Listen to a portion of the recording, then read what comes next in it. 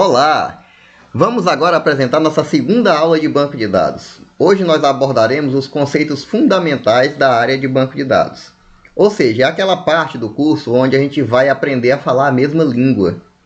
Onde eu vou passar para você aquelas palavras que a gente vai ao longo da disciplina ou ao longo das nossas conversas, digamos assim, no resto da nossa relação professor-aluno, nossa relação de amizade, a gente vai manter esse vocabulário que vai ser visto hoje e que é tão importante para a compreensão dessa área de banco de dados.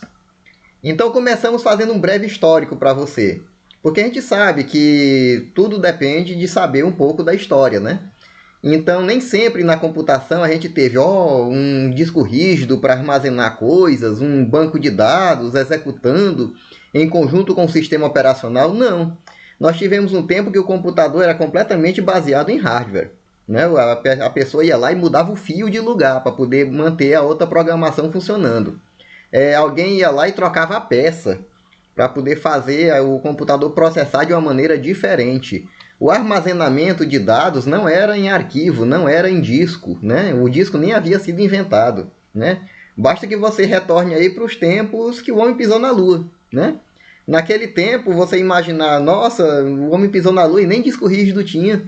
Não era tão popular. Se tinha, era alguma coisa bem gigantesca e tinha o seu espaço de armazenamento limitado a 5 megabytes. 5 megabytes hoje é mais ou menos um espirro que a gente dá numa aula dessa, grava 5 megabytes de disco, né?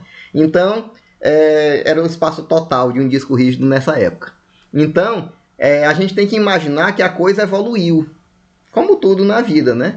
A gente sabe que um dia desse a gente estava andando em cima do lombo do animal, daqui a pouco a gente estava andando num carrinho que não botava 10 km por hora, e hoje em dia a gente tem os veículos que tem para a gente se deslocar na cidade, não é? Tão fáceis de usar que, se você pensar que não, se você vacilar um pouquinho, uma criança dirige, né? Mas isso não vem ao caso.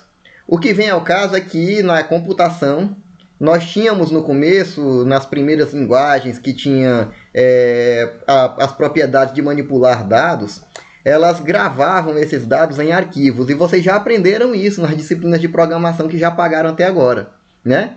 Quando vocês pagaram programação estruturada, que aprenderam a fazer arquivo tipado, né? Tinha lá 2 tipos de arquivo. Arquivo texto, você digitava um textozinho ali sem formatação nenhuma, e ele gravava aquele textozinho sem formatação nenhuma, né? Alguém programou um softwarezinho em linguagem C para fazer arquivo texto e já começou a digitar, inclusive, seus algoritmos nesse programa. Eu vi isso acontecer na minha turma de graduação também. Aí o professor chega e diz assim, vamos evoluir essa programação, vamos agora criar um arquivo de struct, né? É o chamado arquivo tipado, é o arquivo de tipo definido pelo programador. Então, nesse caso, começou a dar aí o primeiro passo do nascimento de banco de dados, né? Porque os programas começaram a gravar em arquivos dados, né? Então, esses dados começaram a ganhar a importância que eles têm, né? Começaram a dizer assim, rapaz, isso aí substitui aquela gaveta cheia de papel que tem acolá. Isso aí substitui aquele monte de traça com mofo que tem ali, matando qualquer pessoa que vai lá consultar qualquer coisa, né? Então, isso aí passou a ser armazenado no chamado arquivo tipado. E o pessoal começou a ficar ligado nisso. Surgiu linguagem de programação especialista nisso, né? Se você já ouviu falar de uma linguagem que existia há cerca de 50 anos atrás, chamada COBOL, que é uma sigla, né? É uma sigla que tem a ver com linguagem orientada para aplicações comerciais, alguma coisa sobre isso, né? É claro que está em inglês essa sigla. É uma linguagem comum para aplicações comerciais, alguma coisa desse tipo, assim, que tem no significado de COBOL, tá certo? Você vai ver que a linguagem COBOL ela não acessa banco de dados. Ela é uma linguagem voltada para arquivo tipado, né? Então você vai lá, cadastra o que quiser cadastrar e a própria linguagem gerencia esse tipo de arquivo. Para você ter uma ideia, é 50 anos atrás. Ainda hoje tem aplicações na vida da gente que depende de COBOL. Professor, tem sim, né? Se você for numa instituição bancária dessas, tem algum aplicativo lá que ainda roda em COBOL. Se você for até no comércio, tem algumas lojas do comércio de nossa cidade aqui mesmo que ainda usam COBOL, por incrível que pareça. Então, tem lá a sua importância, né? A história tem a sua importância. Então, depois que o COBOL se mostrou interessante foi que o pessoal disse assim, rapaz, é complicado, porque se eu quiser acessar esses dados, eu vou ter que fazer um outro programa em COBOL para acessar esses dados, né? É meio complicado isso. Será que não tinha uma forma desses dados ficarem mais independentes? Aí olha só o conceito da independência surgindo, né? Então, de repente, começou a surgir a ideia de se criar um sistema independente de banco de dados e ele passar a conversar com qualquer linguagem de programação lançada a partir de então. Então, você vai ver que a partir de agora a gente vai começar a organizar dados de tal forma que outras linguagens possam ler. Claro, que desde que elas tenham permissão para isso, né? Então, a solução para isso foi nascer a área de banco de dados. Os sistemas de banco de dados surgiram para pôr ordem no armazenamento dessas informações, tá certo?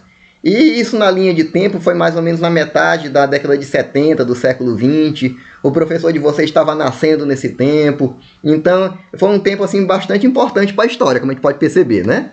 Diga de passagem.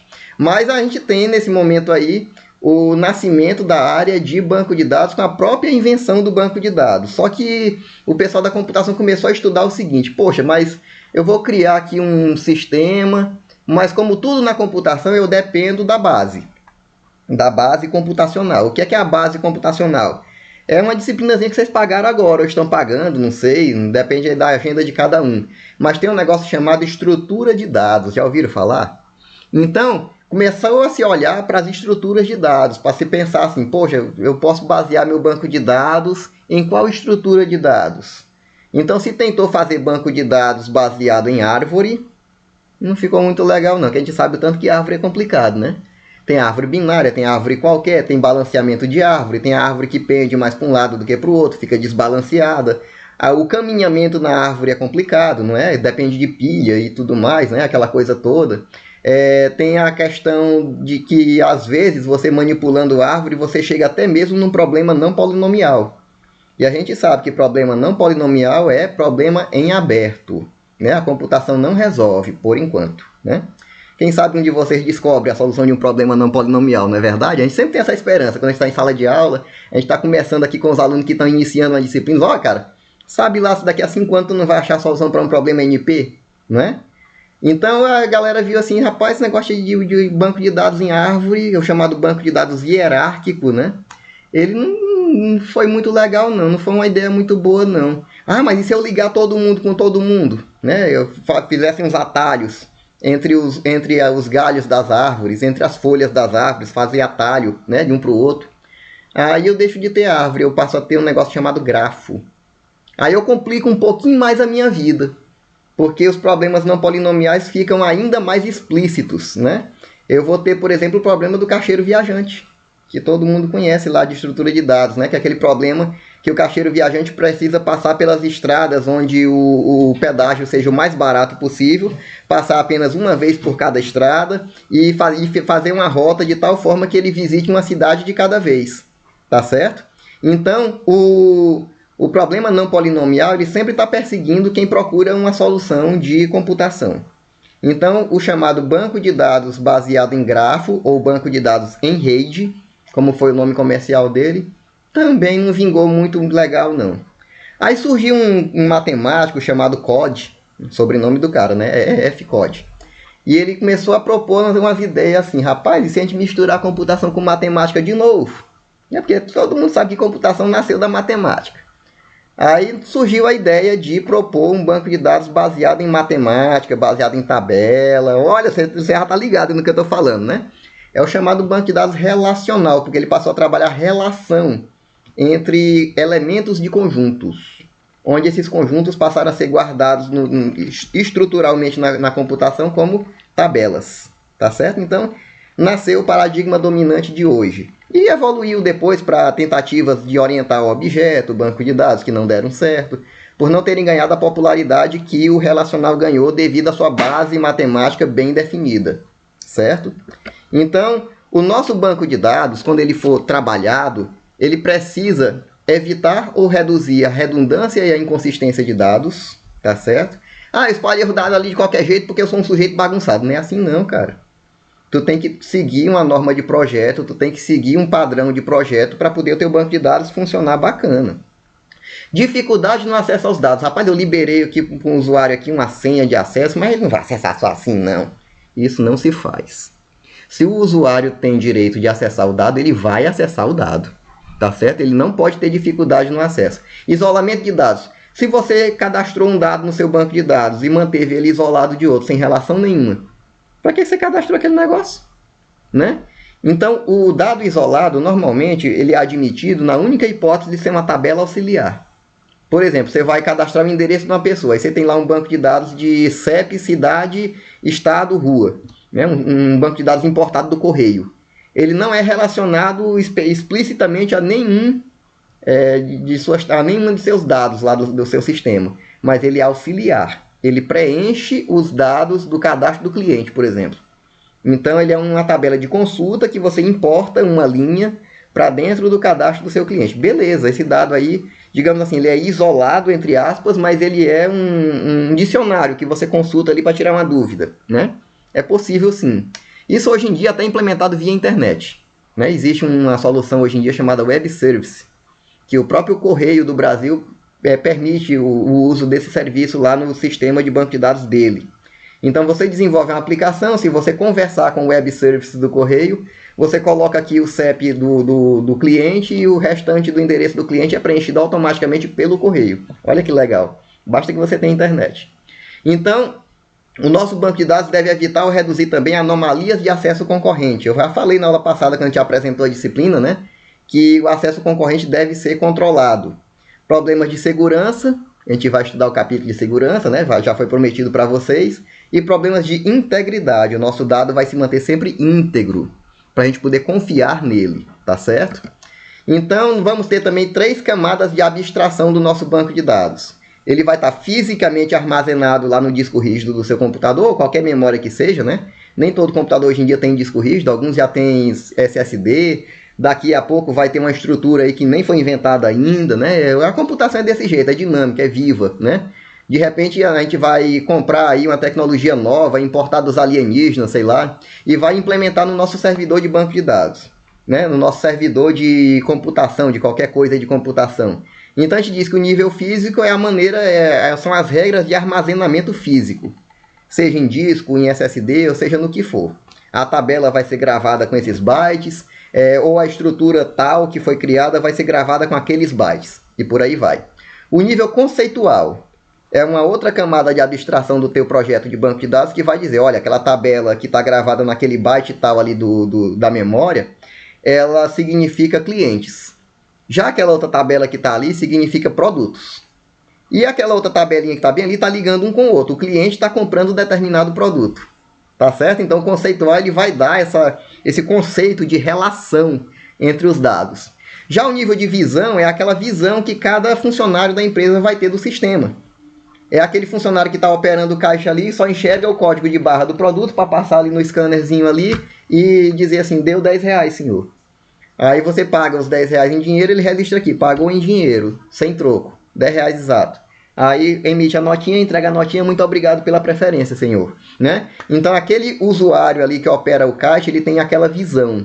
Ah, deu um problema aqui no registro, senhor. O objeto de R$10 passou como sendo 120. O senhor aguarda o gerente chegar para poder fazer o cancelamento? Todo mundo já viveu isso na loja, né? Aí o gerente chega com a senha diferenciada, coloca ali no teclado ali do operador do caixa, aí ele já pode verificar o que é que deu errado ali naquele preço, que era R$10, passou como 120. Ó, o que foi que houve? Eu vou dar aqui o desconto para você pagar os 10 que lhe é de direito e tal. Então, aquela coisa ali, o gerente ele já tem uma outra visão do teu banco de dados, tá certo? Então, o gerente tem uma visão, o patrão do gerente tem outra visão, o estoquista tem uma visão também direcionada para o trabalho dele e por aí vai. Então, existem essas 3 camadas de abstração do seu banco de dados lá na organização que você trabalha. Então, nós temos aqui esse esquema, né, dos conceitos que eu acabei de falar, onde você tem lá embaixo o nível físico, aí você sobe para o nível conceitual, que é uma espécie de dicionário que vai dizer o que significa cada coisa no nível físico, e esse nível conceitual ele abre um leque para várias visões, para várias categorias de usuários diferentes. Aí nesse caso, cada usuário vai achar que o sistema é aquilo que ele está vendo, e eu certo isso, tá certo? Não tem sentido nenhum o cara que está operando caixa saber quanto é que a empresa faturou até o momento, porque não é da conta dele, né? Não tem sentido nenhum o estoquista saber se o caixa está trabalhando ou está enrolando, e por aí vai. Né? Então, a gente tem essas visões definidas para cada categoria de pessoa que está trabalhando com o banco de dados. A gente pode definir essas visões. E os principais modelos, como eu já havia adiantado para vocês, né? O banco de dados surgiu como sendo o hierárquico, que está aqui na segunda linha aqui da nossa lista, né? Temos aqui um destaque aqui para a entidade de relacionamento, que daqui a pouco eu falo dele. Temos o banco de dados em redes, que é baseado em grafos, tá certo? O hierárquico é baseado em árvore, o de redes é baseado em grafos, e o relacional é baseado em relações de tabelas, que vem da teoria dos conjuntos, né? E a teoria dos conjuntos a gente aprendeu no tempo da professora lá do primário, né? Do tempo da professora do ensino fundamental, e a gente sabe muita coisa de banco de dados desde criancinha. Vocês vão perceber isso nas nossas próximas aulas, tá certo? Temos também a tentativa de criar o banco de dados orientado a objetos, para seguir o paradigma de programação orientado a objetos também. E não deu muito certo não popularizou. E temos hoje em dia os relacionais, a maioria deles tem suporte ao objeto relacional. Ele é relacional, mas se for o caso de manipular um objeto, ele pega de boa esse objeto. E para projetar o banco de dados relacional, e normalmente o objeto relacional também, nós temos o banco de dados, digamos assim, conceitual. Ele não é implementado na prática, mas ele é conceitual e importantíssimo para nós, que é o entidade e relacionamento. Tá certo? Então, esse banco de dados, entidade e relacionamento, nós trabalharemos com ele na terceira unidade dessa disciplina, onde aprenderemos a fazer projetos de banco de dados relacionais. Tá certo?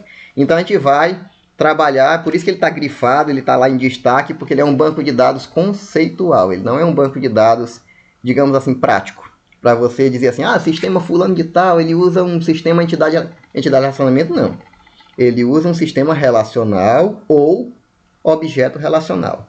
Ou até mesmo orientado a objeto. Tem gente que faz o modelo em entidade de relacionamento e tenta implementar na maneira 100% objeto. Nada contra, né? Mas simplesmente não popularizou. Você corre o risco de ficar, sei lá, se mudar para uma ilha deserta, se fizer um negócio desse, né? E hoje em dia ninguém quer isso, né? Todo mundo quer interagir, todo mundo quer passar um cartão e receber da fatura do cartão do cliente e tal. Então ninguém quer ficar numa ilha deserta. Então hoje em dia todo mundo faz o que a maioria usa. Relacional, objeto relacional, tá certo? Temos também um conceito importante de banco de dados, que é o conceito de instância e esquema, tá certo? É aquela coisa que eu falei para vocês na aula passada, banco e base. O banco eu baixo da internet, ele está vazio, instalo em qualquer máquina. Já a alimentação que eu faço dos dados é a base, né? A base é meu ouro, né? É minha estratégia. É a vida escolar dos meus estudantes lá no SIGA. É o histórico do meu cliente que sempre compra na minha loja. E por aí vai, né? É o extrato bancário do meu cliente do meu banco. Eita, agora sou dono de banco. Então, nesse caso, até que eu sou, né? Tem um bocado de banquinho aí que eu estou aí manipulando o nome, endereço, telefone, que eu sou o dono, né? Tá no meu computador. Mas esse banco de dinheiro aí passo longe, né? Então, o banco de dados, ele é tratado na teoria como o conceito de esquema. Ele é o esquema do meu banco de dados, ele é a grade vazia, tá certo? É o esqueleto. Já os dados que eu povoo esse banco, eu chamo de base de dados ou de instâncias, tá certo? Cada instância do meu banco de dados é uma linha de dados, digamos assim, uma ficha de alguém que eu preenchi, é a ficha de um produto que eu cadastrei na minha empresa. Então, a ficha desse produto é uma instância, tá certo? Os dados pessoais de um cliente é uma instância, lá na tabela de clientes. E por aí vai, tá certo? Independência de dados. Eu falei na aula passada que esse conceito aí, temos que guardar esse conceito com um certo carinho na nossa memória, tá certo? Independência de dados garante, pessoal, por exemplo, que você possa trocar a versão do seu SGBD caso ela tenha um bug. Mas as suas instâncias estão lá garantidas, tá certo? Então a independência física, ela garante a habilidade de modificar o esquema físico sem reescrever os programas, sem perder os dados. Ou seja, eu posso, por exemplo, trocar a versão do meu SGBD, caso ela tenha algum problema, tá certo? Eu não posso desinstalar totalmente meu SGBD, porque aí, né, eu vou ficar com um arquivo de dados ali que ninguém lê, né? Mas eu posso também tratar o conceito de independência lógica de dados. Ou seja, eu não troquei a versão do meu SGBD. Eu não modifiquei meus dados estão lá, preservados. Mas surgiu aí uma lei nova, foi modificada aí uma medida provisória, publicada uma medida provisória, foi votada aí uma lei que me obriga a ter determinado campo a mais na tabela. Aí eu, eita, agora lascou tudo. Eu vou ter que chegar na tabela que eu tenho aqui com 500 clientes e crescer um campo a mais, tá certo? Então, por exemplo, há um tempo atrás, o nosso sistema acadêmico não precisava ter CPF de aluno. Mas de um tempo para cá passou a ser obrigatório. Quer dizer, alguém fez uma legislação, alguém fez uma regra interna ou do MEC ou do federal, não sei de onde foi, que disse assim, não, a partir de agora aluno tem que ter CPF. Aí alguém foi lá na tabela do sistema, lá do SIGA, ou do sistema acadêmico qualquer, e acrescentou o campo CPF no cadastro de aluno. Então, para você ter uma ideia, quando eu passei no vestibular, nem CPF eu tinha. Eu tirei meu CPF por curiosidade no segundo ano do curso. Mas a universidade, eu acho que nunca pediu meu CPF enquanto eu fui aluno. Então, não era obrigatório antigamente ter CPF. Hoje em dia, para você ter uma ideia, um bebezinho recém-nascido, ele tem que ter o número de CPF já no registro da certidão de nascimento. Então, a lei evoluiu para exigir esse tipo de dado. Mas o bebezinho que nasceu há 5 anos atrás, ele é bem capaz de não ter CPF ainda até hoje. Por quê? Porque não era obrigatório naquele tempo. E o banco de dados fica perdido por conta disso? De jeito nenhum. Temos a independência lógica que nos garante a possibilidade de acrescentar ou modificar algum campo sem perder os dados. Professor, que loucura! E se eu mudar o tipo? Aí, né, envolve conceitos de programação. Aí você vai ter que recompilar o seu programa. Se um campo era integer e você mudou para float, logicamente que você vai ter que recompilar o seu programa. Vai dar problema. Mas se você acrescentou um campo que não tinha, a versão antiga do seu programa continua acessando o banco de dados daquele jeitinho que ele era antes, sem aquele campo. A versão nova do seu aplicativo é que vai passar a acessar o campo novo que você acrescentou. Então, se for o caso de manter, por exemplo, 2 versões operando, você mantém, porque a independência lógica garante isso, tá certo? Então, é um conceito fundamental para trabalhar com banco de dados e todo banco de dados tem que dar suporte a isso. As linguagens de banco de dados, você define e manipula dados. Então, quando você vai definir dados, você usa DDL, Data Definition Language, tá certo? Então, você vai pegar essa linguagem e definir estruturas, definir que a sua tabela vai ter 4 campos, vai ter um campo numérico, vai ter um campo alfanumérico e por aí vai. E campo tal vai ser chave, vai ser o principal de todos. Uma vez que eu criei as estruturas pela Definition Language, eu vou agora na DML, a Data Manipulation Language, que é onde eu vou inserir as instâncias do meu banco de dados, que eu vou consultar e modificar, se for o caso, e até alterar, apagar, se for o caso, as instâncias do meu banco de dados. Então, eu estou aí, nesse caso, trabalhando com a Data Manipulation Language, a DML, tá certo?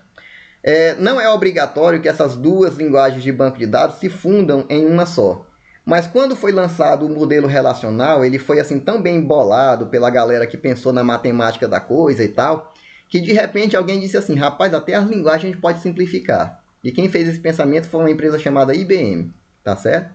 A IBM lançou um banco de dados chamado DB2, o DB2, que ainda hoje é muito utilizado. Se você pegar as estatísticas de uso de banco de dados, o DB2, o DB2, ele é bastante utilizado. Então, este banco de dados, ele propôs uma linguagem que fundisse DDL com DML, logo no comecinho da coisa, da teoria do banco de dados relacional. Aí a galera do mundo todo olhou assim, rapaz, que sacada genial que a IBM teve, ó, uma linguagem só que eu posso dar um create table, um comando lá, né? Vocês já estão sacando que linguagem é essa. E um select asterisco from, para poder consultar o que está lá na tabela, né?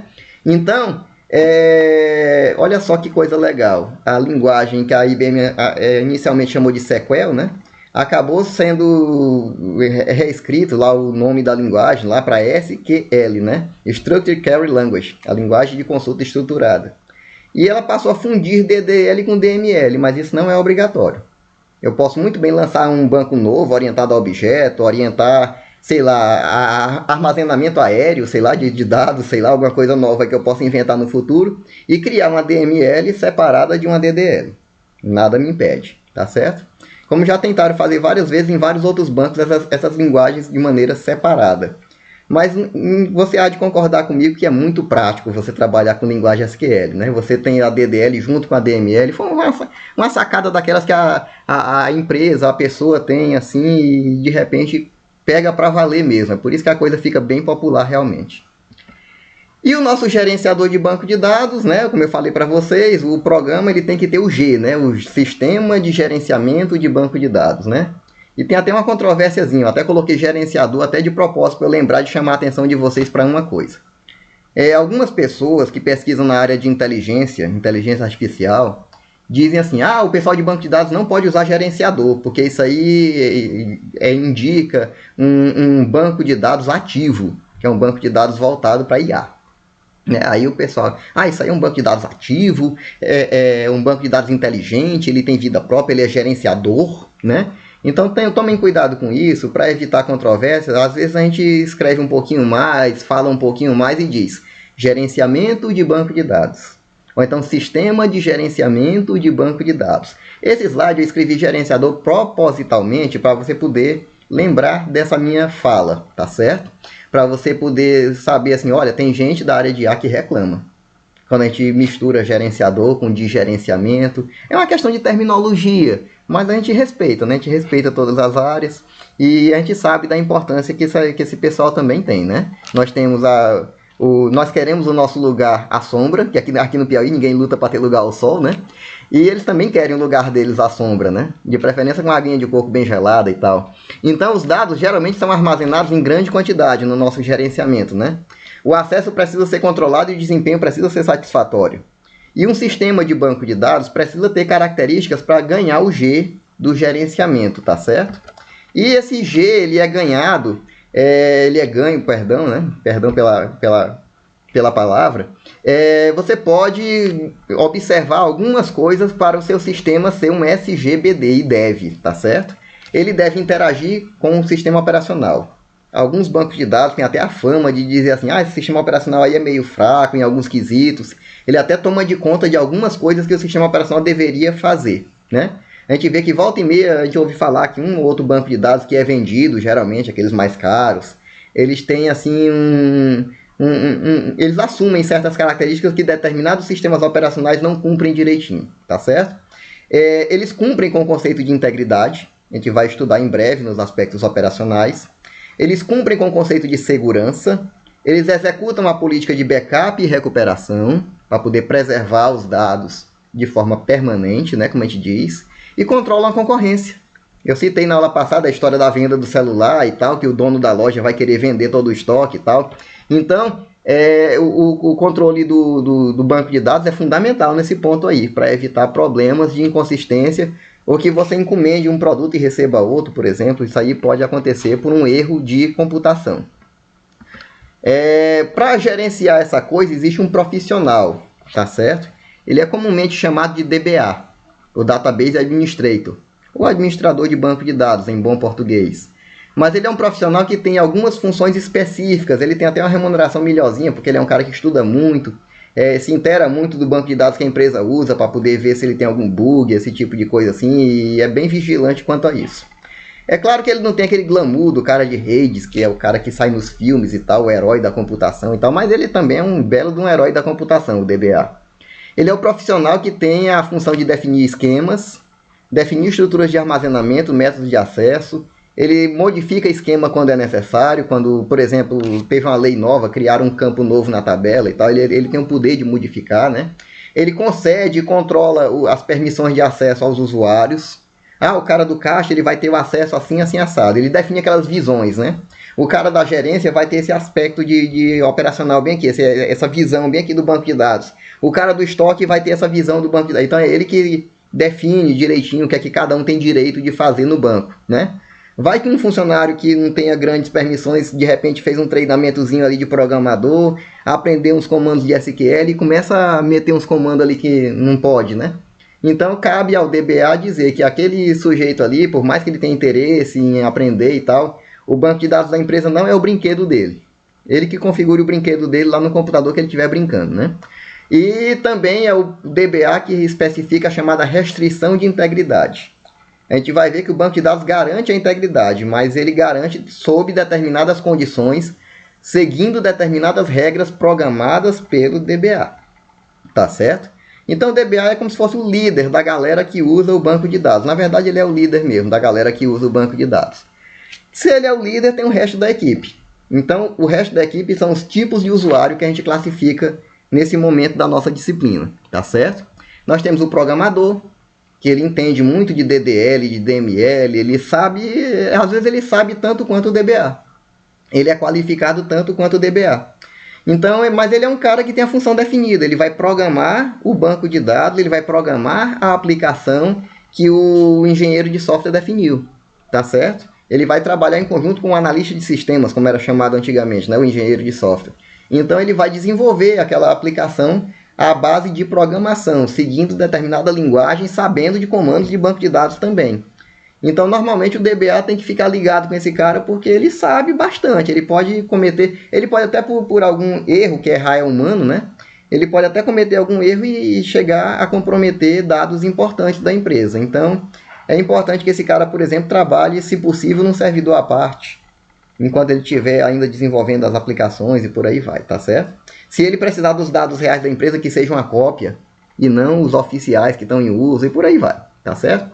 Temos os usuários de alto nível. Eles não são programadores, eles não são analistas, eles não são DBA, mas eles manjam de linguagem SQL, por exemplo. Ih, rapaz, esses caras aí a gente tem que tomar um cuidadinho com eles. Eles usam, às vezes, funções esporádicas no sistema, tão esporádicas que o sistema não tem lá no menu. Por exemplo, um cara que trabalha na parte de estratégia, de estatística da empresa, ele às vezes ele quer uma estatística do banco de dados que não tem menu nenhum do aplicativo da empresa. Então, muitas vezes ele sabe, ele manja de alguns comandos de SQL e ele vai pessoalmente lá no banco e diz, eu quero isso, quero aquilo, quantifica isso, quantifica aquilo. E pá, o banco de dados devolve lá para ele. Então, ele é um usuário de alto nível. Existe esse tipo de gente? Claro que existe. O conhecimento está aí para ser adquirido por qualquer pessoa, né? Então, o DBA tem que tomar um certo cuidado com essa categoria de colegas que tenha lá na organização, tá certo? Temos também usuários especializados, que chega até a programar alguma coisa. É aquele cara que está ali, ele começou na parte mais baixa ali da hierarquia da empresa, mas ele fez um cursinho de programador. Ele quer um dia chegar lá na galera da programação, naquela primeira categoria lá, né? Então ele está aprendendo. Esse cara tem um certo risco para nosso banco de dados oficial, porque se eu não definir direito a visão, eu como DBA, se eu não definir direito os direitos que o usuário daquela visão ali tem, esse tipo de usuário ele pode um dia, uma hora estar de certa forma desocupado lá no guichê dele, e ele simplesmente abre um console ali e começa a lançar uns comandos lá para o servidor. E esses comandos ele está aprendendo lá no treinamento que ele está fazendo, né? Ele está passivo de errar também, né? Então, de repente, ele vai acessar coisa que não é da conta dele, ele vai ver coisa que não deve ver, e ele vai até apagar coisa que não deve apagar.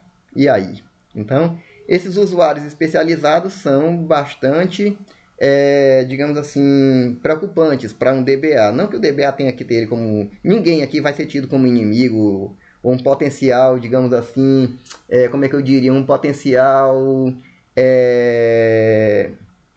Um cara perigoso, né? Um cara que quer o mal da empresa, né? Ele não vai ser um bandido, digamos assim.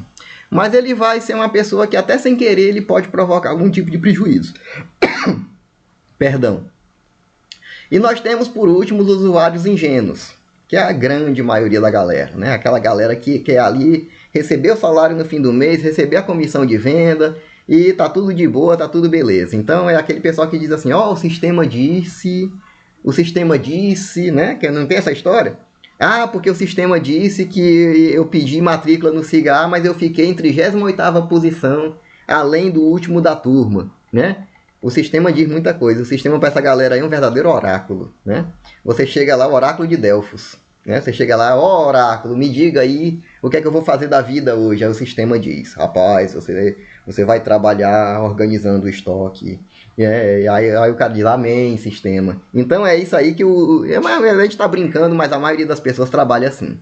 E a computação vive para isso, pessoal. A gente não vive para todo mundo ser especialista de jeito nenhum. A maioria das pessoas nem sabe que computador existe. É como se você pegar um engenheiro mecânico e a maioria das pessoas não tem a menor ideia de como é que é a combustão do combustível dentro do motor de um carro. Mas todo mundo quer andar de carro para poder se deslocar de uma maneira mais tranquila, né? Do ponto A para o ponto B. Então, a combustão do carro, ou então se o motor do carro é elétrico, simplesmente não interessa para 99% dos usuários de carro. Então, 99%, acredito eu, dos usuários de computação está nessa categoria dos ingênuos, tá certo? E não tem nada de errado com isso. Nós estamos aqui para trabalhar, para facilitar a vida desse pessoal, tá certo? Então, na estrutura geral de um sistema de gerenciamento de banco de dados, nós temos o gerenciador de arquivos, o gerenciador de dados, o processador de consultas, o pré-compilador de linguagem de manipulação e o compilador de linguagem de definição. Professor, por que pré-compilador? Por que compilador? Compilador é aquela coisa, né, que você já deve ter uma noção de programação, é aquela coisa que transforma a linguagem que a gente escreve no nosso nível para o nível que a linguagem que a máquina entenda, os bits, né? Então a DDL, que é uma linguagem de definição, ela tem que ser executada de cara. Olha, eu quero criar uma tabela, a tabela está criada. Eu quero criar um campo, o campo está criado. Esse campo é do tipo inteiro, o campo é do tipo inteiro. Tá certo? É o compilador, executa de cara. Já a DML, ela conversa com os dados, né? Ela manipula. Ah, será se o José da Silva está cadastrado como cliente no nossa tabela de cliente? Select asterisco from clientes, where nome José da Silva. Aí bota lá. E aí, tabela, o José da Silva tá aí? A tabela tá aqui, ó. Tá aqui o dado dele aqui, ó. Então é um pré-compilador. Ele não executa logo de cara, como uma verdade, um comando, uma ordem para o banco de dados. Ele interage. Banco de dados, eu quero isso. O banco de dados está aqui. Banco de dados, eu quero isso. O banco de dados, mas eu não tenho. Né? Então, é por isso que é pré-compilador de manipulação e compilador de definição, que nós temos na nossa estrutura de banco de dados. Tá certo? São requisitos para um banco de dados. Todo padrão de banco de dados para se firmar no mercado deve prover todas as características que vimos nos slides anteriores. Tá certo? É necessário que tenha a linguagem DDL e DML padronizadas. É fundamental. Tá certo? E temos que ter a obediência, digamos assim, a observância dessa estrutura que está relacionada na figura de nosso livro lá dos barquinhos, tá certo? Você encontra no primeiro capítulo essa figura que eu digitalizei e coloquei aqui para a gente poder ver. A gente tem a camada de armazenamento em disco, né? O gerenciador de armazenamento, o processador de consulta, que é aquela coisa do pré-compilador, né? E as visões que os usuários têm lá em cima. O administrador ele vê de um jeito, o usuário avançado vê de outro jeito, e por aí vai. O usuário leigo vê de outro jeito, e por aí vai, né? Então, tudo isso respeitando aqueles conceitos lá de independência, de maneira de armazenar e tudo mais, tá certo? Então, essas, pessoal, são as ferramentas, esses são os conceitos fundamentais que nós temos para garantir, para utilizar banco de dados. Seja um banco de dados que surgiu ainda no início da história, lá no tempo do banco hierárquico, seja o sucessor dele que foi baseado em grafo, seja o sucessor dele que é o nosso atual dominante, que é o relacional, ou seja qualquer outro que venha a ser inventado no futuro, né? Alguns passos em direção ao futuro já foram dados, mas eles foram recuados, né? Porque, de certa forma, eles não deram muito certo. Então, algumas tentativas de BDOO foram lançadas no mercado, mas não colaram. Então, eles voltaram um pouquinho para trás. Então, o que define ainda como dominante é o relacional, como eu já falei para vocês. Mas ele segue todos esses conceitos que a gente viu hoje. Ah, professor, e se daqui a uma semana, quando acabar tudo isso, de repente pousar uma nave bem aqui no pátio da universidade, o ETzinho descer com um disquete lá, um negócio lá, um pendrive, e trouxer um padrão novo de banco de dados para nós? Eu acredito que os ETs vão seguir também esses conceitos, tá bom? Então não vai te iludir dizendo que alguém vai chegar e vai assassinar a ciência, não. Isso aqui é ciência, pessoal. Essa parte aqui eu acho muito difícil mudar em algum momento na nossa computação, ok? Então, dessa forma, a gente agradece a sua atenção pela aula de hoje, tá? E aguarde nossos próximos contatos.